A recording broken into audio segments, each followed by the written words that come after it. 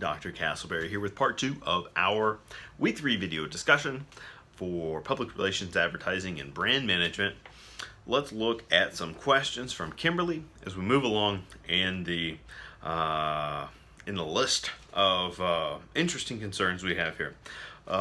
Exploring the Blakeman text, Integrated Marketing Communication, IMC for short, and we do prefer those short abbreviations in both our outward discussion and everyday writing.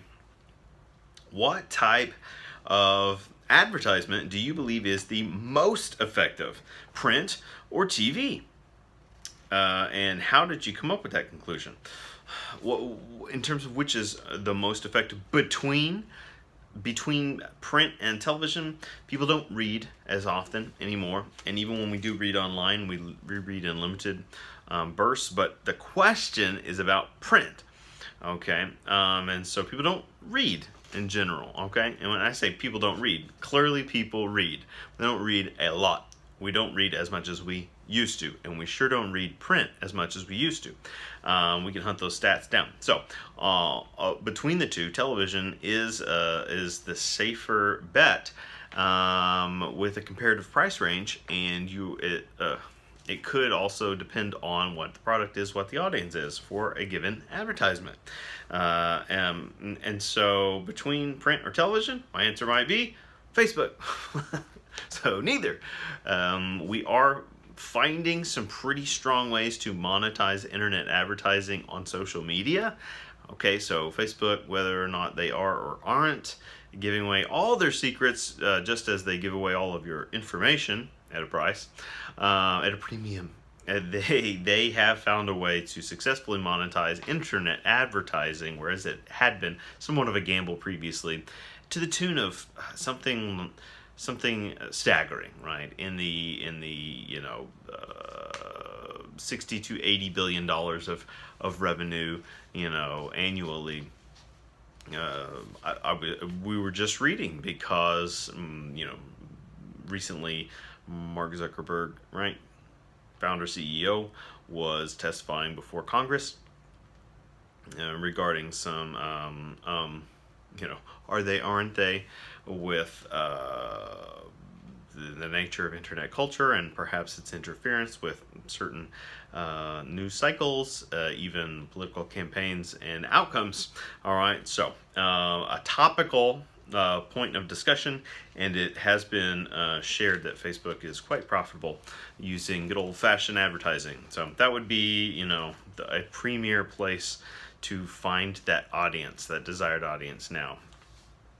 And speaking from experience, most demographics are shifting onto this platform, or they have accounts even if they're not using them. All right, so while young people can bounce around between a number of places, right, this is why they're a coveted demographic, because they're hard to track down. The adults have restabilized online on Facebook. Okay, so you can get heavy market penetration for your dollar there.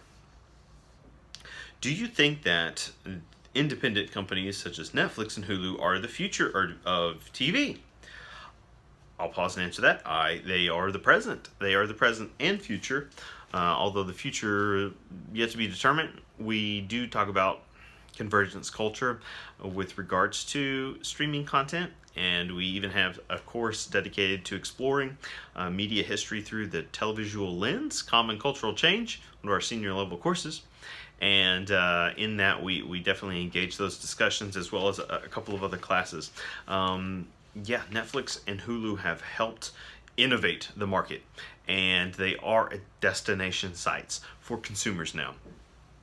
And there are lots of issues with them not sharing their numbers, not necessarily being completely straightforward with how many viewers they have, the amount they spend, and so on suggests, right, the mainstay and presence, even the way in which we use the words, right? We talk about Netflix in casual everyday conversation suggests heavy market penetration. Okay, they are a global commodity, and if we are continuing to see cord cutting,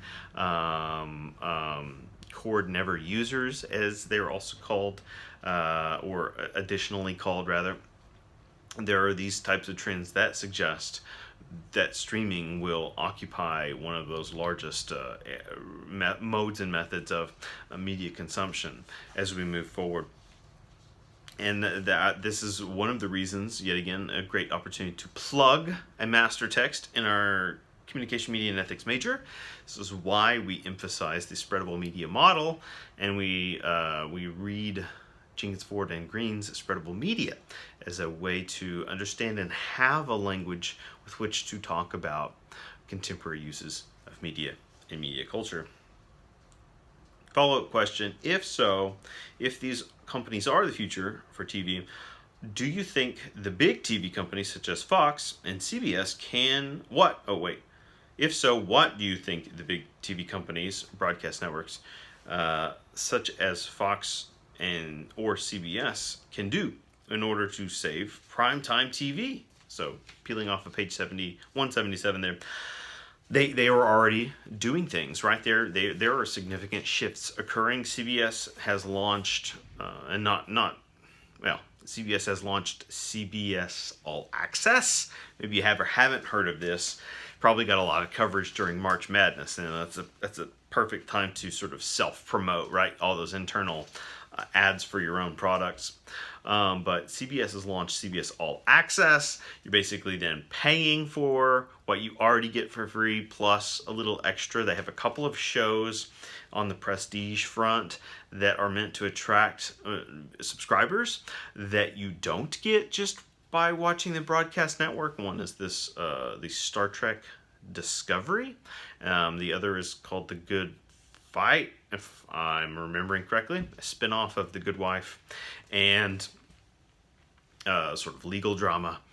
And they also you can gain access to additional college football games, things like that. Okay, because CBS traditionally has contracts with the SEC, right? Are the most prominent and dominant division in college football, and we know even if we're not into collegiate sports and professional sports, the average person recognizes that sports are big money, even collegiate sports, some of them, that is.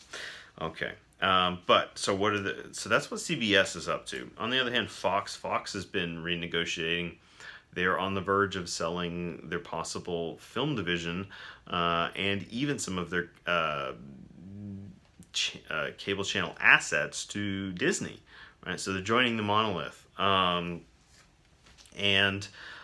so each of these broadcast networks is in a kind of fight or climb for cultural relevance, and you'll continue to see that. ABC is safe. They were absorbed by Disney a long time ago, and so they have that safety net. NBC is a division of you hear the phrase NBC Universal, right? So we're talking Universal Studios, Universal Pictures. GE, General Electric, is part of that corporate conglomerate. And so this media industry side of things is something we definitely explore in a course we may be offering as early as fall 2018, if not spring 2019, and that is the political communication in the digital age, or something like that, right? Hashtag DigiPolycom. But an important topic we've covered previously in there. Looking at Danisi's text on popular culture, social media, writes Kimberly, has a very powerful influence over our culture, and therefore can be used to gain information that we would once see on the news. Do you believe that news programs are going to suffer even more or even disappear because of apps like Twitter posting news? Not necessarily. Okay, and that's the safe, and we're going to hedge our bets here. And we're going to say not necessarily, because savvy media finds ways to recirculate. Savvy media recirculates itself, and we see this with local affiliates and national news alike. Okay, these news shows are finding ways and adapting to fit smaller segments that have that have well, spreadability, viral viral strategies. Okay, they are finding ways to attract attention. Um, this is where we even come into conflict with ethical terms like clickbait, right? These news stories that are strategically named or labeled or designed to get you to click to that thing because they're still selling advertising as well. Some news websites recirculate. Some news websites appear to be independent and yet are owned by other larger, well-known news websites, but they will recirculate those types of stories. They'll recirculate each other's content, and it feels like it's coming from several directions. It may just be coming from a couple of directions or one direction. Okay, that is another way in which news continues. And then right now, we have this enormous concern and debate going on between the Sinclair Broadcasting Group and how reports are providing this information that there were certain sort of politically skewed talking points passed down from not only the political level but the Sinclair level at the top, all the way sprinkling throughout their tiny news station affiliates. Okay, so what are the ramifications here? The ramifications here are that these remote stations, okay, so your little news outlets in the tiny towns, you know, let's just say a Des Moines, Iowa, a Boise, Idaho, a Wichita Falls, Texas, okay, a Topeka, Kansas, and, you know, hypothetically, these tiny outlets are being fed certain points, speaking points, maybe even positions to take on things, right? And this goes back to one of our earliest media and mass communication theories we gain entry to within media culture and social influence, and that is framing theory or agenda setting theory. Okay, and so there's a large concern that the Sinclair Broadcasting Group, because they own so much, they've absorbed so many affiliates that they thus can slant the news, right? Or slant that narrative to such a heavy degree that there's a danger of perception or accuracy, right? These are put into jeopardy here.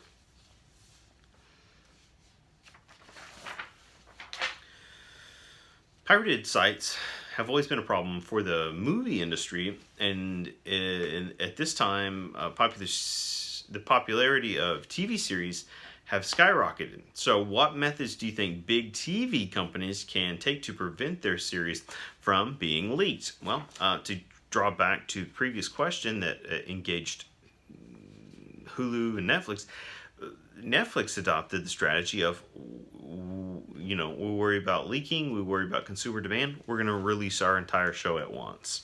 So that's one way Netflix has curtailed that, is to say, hey, we're giving it all out at once.